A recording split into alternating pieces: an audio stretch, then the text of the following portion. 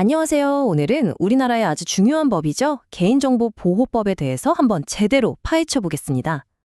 여러분, 매일같이 온라인에서 동의합니다 버튼 누르시죠? 근데 그 버튼 한 번 누를 때 우리가 과연 어떤 권리를 내어주고 또 어떤 권리를 보장받게 되는 건지 혹시 깊이 생각해 보신 적 있으신가요? 오늘 그 궁금증을 풀어드리겠습니다. 자, 그래서 오늘 우리가 뭘 알아볼 거냐면요. 첫째, 도대체 개인정보가 뭔지. 둘째, 이걸 다루는 규칙은 어떤 게 있는지. 그리고 우리 권리는 뭐고, 혹시 문제 생기면 어떻게 해야 하는지. 이 순서대로 싹 다 알려드릴게요. 자, 그럼 첫 번째 주제부터 시작해 볼까요? 바로 내 개인정보가 대체 어디까지냐는 거죠. 이게 그냥 이름이나 이메일 주소 정도가 아니에요. 아마 들어보시면 이것도? 하고 깜짝 놀라실걸요. 자, 법에서 말하는 정의를 한번 볼게요. 이게 핵심인데요. 포인트는 딱 두 가지입니다.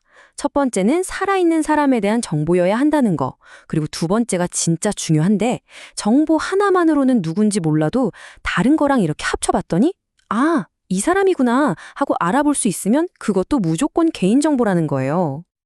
와, 이 표 좀 보세요. 진짜 어마어마하죠. 이름, 주소, 전화번호, 이건 뭐 당연하고요. 근데 보세요. 내 얼굴, 지문, 심지어 병원 기록까지. 더 나아가서 내가 어느 노조에 가입했는지, 최종 학력은 어떤지 같은 정보도 전부 다 개인정보라는 겁니다. 정말 넓죠?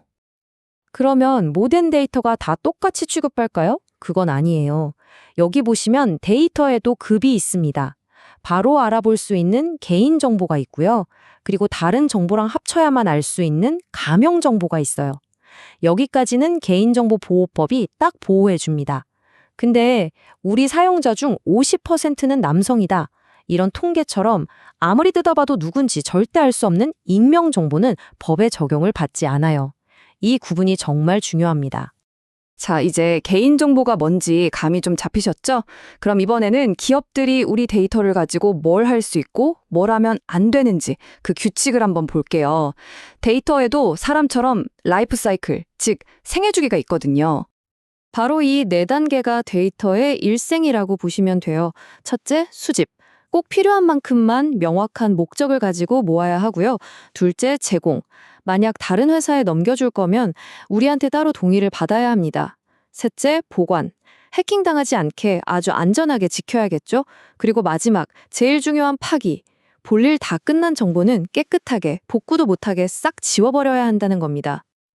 그리고 이 모든 단계의 대원칙, 황금률이 뭐냐? 바로 동의입니다. 근데 이게 그냥 동의함 체크하는 게 아니에요. 기업들은 우리한테 이걸 왜 수집하는지, 정확히 어떤 정보를 가져가는지, 그리고 얼마나 오래 보관할 건지, 이걸 아주 명확하게 밝혀야 할 의무가 있는 거죠. 물론 맨날 동의만 받아야 하는 건 아니에요. 예외도 있죠. 생각해보세요. 제가 인터넷으로 뭘 샀는데 배송 주소를 알려주는 것까지 동의를 또 받을 필요는 없잖아요. 계약을 이행하려면 당연히 필요한 정보니까요. 이렇게 법에서 정해놨거나 아니면 뭐 사람 목숨이 달린 위급한 상황 같은 아주 특별한 경우에는 동의 없이도 처리할 수 있습니다. 자, 다음으로 넘어가 볼게요. 개인정보 중에서도 진짜 조심해서 다뤄야 하는, 말하자면 특수 보호 대상인 데이터들이 있어요. 모든 데이터가 같은 무게를 갖는 게 아니거든요. 법에서는 크게 두 가지로 나눠요. 먼저 민감 정보. 이건 내 정치적 성향이나 건강 상태, 종교 같은 건데 이게 만약 유출되면 사생활에 정말 큰 타격을 줄 수 있겠죠? 그리고 또 하나는 고유 식별 정보.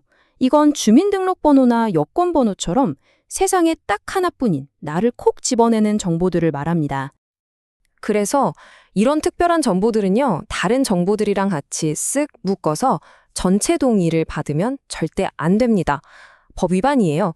반드시 당신의 건강 정보를 오오 목적으로 사용해도 될까요? 하고 따로 명확하게 물어보고 별도의 동의를 받아야만 합니다. 훨씬 까다롭죠. 자, 지금까지는 기업들이 지켜야 할 규칙을 봤다면 이제부터는 바로 우리들의 이야기입니다. 이 법이 우리 손에 어떤 강력한 권리를 쥐어주는지 한번 제대로 알아볼게요. 이게 진짜 중요합니다. 이게 바로 여러분의 개인정보 권리 툴킷이라고 생각하시면 돼요.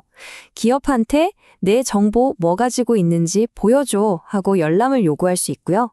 정보가 틀렸으면 고쳐줘, 필요 없으면 지워줘 하고 정정과 삭제를 요구할 수 있습니다. 심지어 내 정보 더 이상 쓰지 마 하고 처리 정지를 걸 수도 있고 예전에 했던 동의를 언제든 철회할 수도 있어요. 최근에는 내 데이터를 통째로 다른 회사로 옮겨달라는 이동권까지 생겼습니다. 정말 강력하죠? 그런데 여기서 끝이 아닙니다. 시대가 바뀌면서 특히 AI 시대를 맞아서 정말 중요한 권리가 하나 더 생겼어요. 바로 이겁니다. 기계의 결정에 맞설 권리.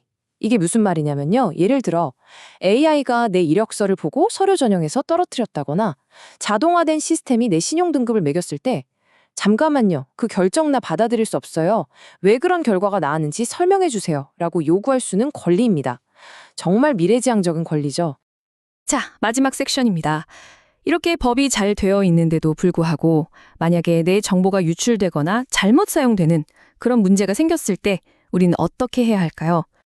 이 타임라인을 보시면요. 개인정보보호법이 그냥 한 번 만들어지고 끝난 법이 아니라는 걸 알 수 있어요. 2011년에 처음 생기고 나서 대규모 해킹 사건이 터질 때마다 법이 더 강해졌고요. 새로운 기술, AI 같은 게 나오니까 거기에 맞춰서 또 진화하고 계속해서 현실에 맞게 업그레이드되고 있는 살아있는 법인 셈이죠. 혹시라도 내 권리가 침해당했다면 이 3단계를 기억하세요. 첫째, 개인정보보호위원회 같은 곳에 바로 신고를 하는 겁니다. 둘째, 소송까지 가기 전에 분쟁 조정을 신청해서 해결을 시도해 볼 수 있고요. 셋째, 이걸로도 안 되면 최종적으로 법원에 소송을 걸어서 손해배상을 받을 수 있습니다. 손해배상에도 두 가지 강력한 무기가 있어요. 기업이 일부러 그랬거나 잘못이 아주 크면 실제 손해액의 최대 500까지 물어내게 하는 징벌적 손해배상 제도가 있고요. 내가 얼마나 피해를 입었는지 돈으로 따지기 애매할 때 법원이 최대 300만 원까지 딱 정해주는 법정 손해배상 제도도 있습니다. 덕분에 피해를 구제받기가 훨씬 쉬워졌어요. 자, 오늘 내용 한번 정리해 볼까요? 꼭 기억하셔야 할 것. 첫째, 내 개인정보의 범위 생각보다 엄청나게 넓다. 둘째, 모든 것의 기본은 동의다. 셋째, 우리에겐 열람, 삭제, 심지어 AI 결정에 대한 거부권까지 아주 막강한 권리가 있다. 마지막으로 이 법은 계속해서 진화하고 있다. 이겁니다. 마지막으로 이 숫자 하나만 기억하고 가시죠. 바로 72. 72시간. 이게 뭘까요? 기업에서 만약에 심각한 개인정보 유출 사고가 터지면 그걸 안 순간부터 72시간 안에, 그러니까 딱 3일 안에 그 사실을 우리와 정부에 알려야 한다는 뜻입니다. 그만큼 투명하고 빠른 대응을 법으로 못 박아 놓은 거죠. 오늘 이야기는 여기까지입니다. 하지만 이 질문은 앞으로 우리 모두가 계속해서 고민해야 할 숙제 같아요. AI가 점점 더 우리 삶 깊숙이 들어올 텐데 과연 우리는 기술 혁신과 내 삶의 이야기를 스스로 통제할 권리 사이에서 어떻게 균형을 찾아가야 할까요? 이 부분에 대해 한 번쯤 생각해 보시는 계기가 되었으면 좋겠습니다.